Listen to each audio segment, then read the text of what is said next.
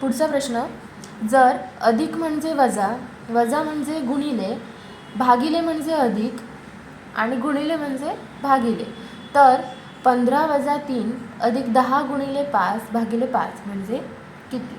तर सर्वप्रथम आपण चिन्हांची अदलाबदल करून घेऊयात. 15 वजा, वजा म्हणजे गुणिले, गुणिले 3 अधिक, अधिक म्हणजे वजा, वजा 10 गुणिले, गुणिले म्हणजे भागिले, भागिले 5 भागिले, आता भागिले म्हणजे अधिक, अधिक 5 बरोबर.